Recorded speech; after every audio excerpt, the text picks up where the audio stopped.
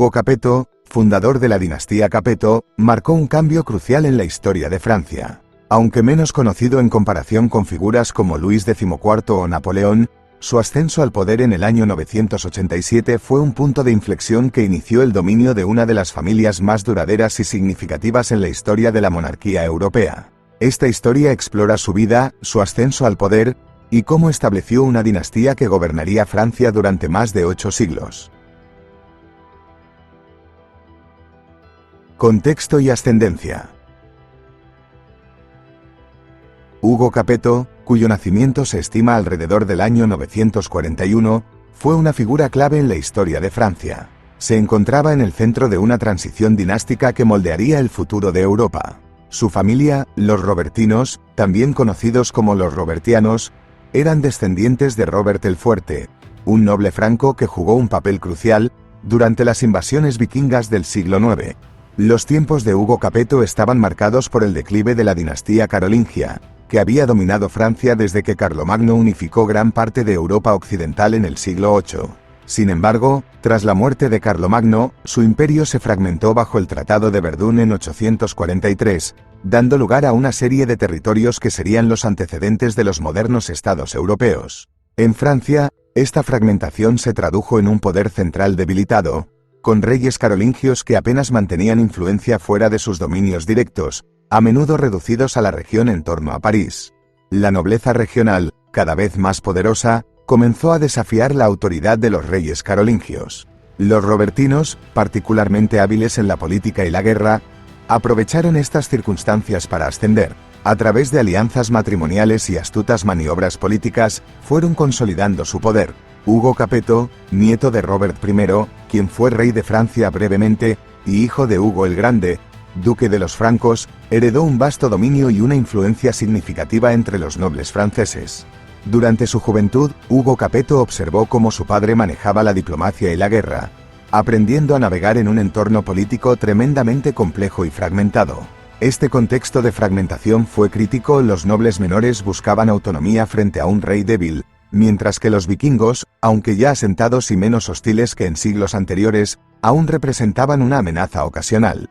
Al aproximarse al final del siglo X, la debilidad de la dinastía carolingia se hizo insostenible. Los últimos carolingios carecían del apoyo necesario para gobernar eficazmente, y fue entonces cuando Hugo Capeto vio una oportunidad. Apoyado por otros nobles poderosos y beneficiándose de la desaparición de herederos directos claros de la línea carolingia principal, Hugo fue elegido rey en 987, después de la muerte del último rey carolingio, Luis V.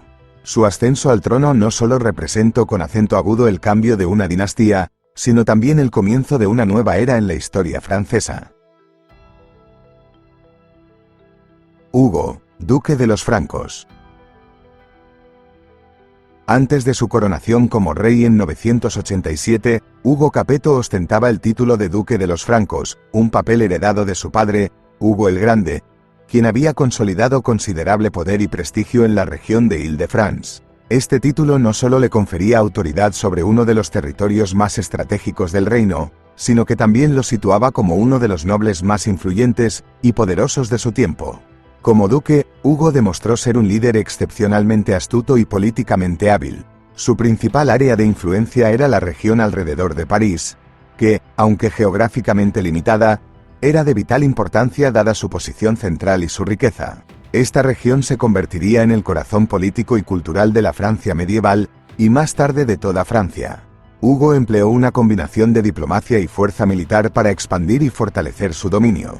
A través de alianzas matrimoniales, logró fortalecer sus lazos con otras familias nobles importantes. Por ejemplo, su matrimonio con Adelaida de Aquitania le trajo alianzas cruciales en el sur y oeste de Francia, regiones que tradicionalmente estaban fuera del control efectivo de los reyes carolingios y donde el poder local estaba muy fragmentado.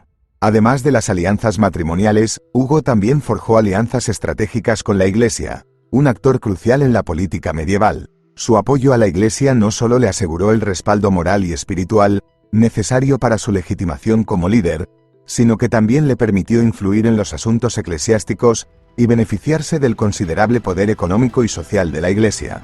Este apoyo fue vital para su ascenso al trono, ya que la Iglesia era una fuerza estabilizadora en un tiempo de considerable fragmentación y cambio. Hugo también se mostró capaz en el campo de batalla. Aunque su reinado como duque no estuvo marcado por grandes campañas militares, sí utilizó la fuerza militar para proteger sus territorios y expandir su influencia cuando fue necesario. La elección real. En 987, la muerte de Luis V marcó el fin de una era y el comienzo de otra en la historia de Francia.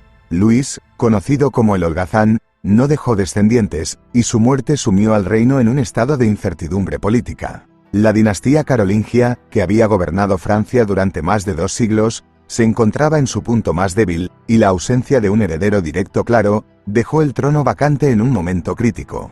Los nobles de Francia, conscientes de la delicada situación y del riesgo de desintegración del reino, se reunieron para decidir el futuro del país. Entre ellos estaba Hugo Capeto, duque de los francos, cuya posición y reputación lo colocaban como un candidato destacado.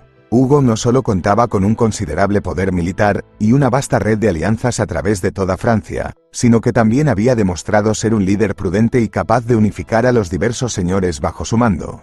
El verdadero cambio en la dinámica política vino con el apoyo decidido de la Iglesia, particularmente de Adalberón, arzobispo de Reims. Adalberón, una figura influyente y estratégica dentro de la Iglesia y de la política francesa, veía en Hugo no solo a un líder capaz, sino también a un aliado potencial contra la nobleza más rebelde, y un protector del clero y sus propiedades. En un discurso crucial durante la Asamblea de Nobles, Adalberón argumentó que el trono no debería ocuparse simplemente por herencia, sino que debería ser entregado al más digno, un concepto que rompía con la tradición carolingia de sucesión.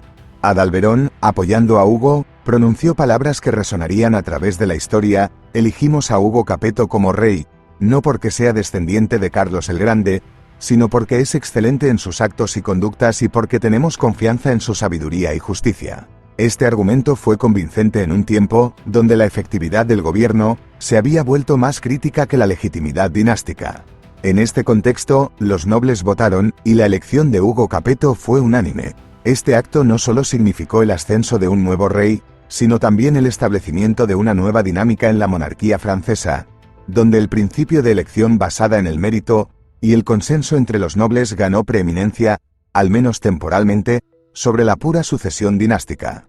La coronación de Hugo Capeto en la Catedral de Noyon en julio de 987 fue un evento de profunda importancia. No solo consolidó el cambio de la dinastía carolingia a la Capeta, sino que también redefinió el papel de la monarquía en Francia. Hugo y su hijo Roberto, quien fue asociado al trono casi inmediatamente, se aseguraron de que el nuevo linaje se perpetuara, comenzando así la tradición de la monarquía hereditaria, que caracterizaría al reino francés en los siglos venideros.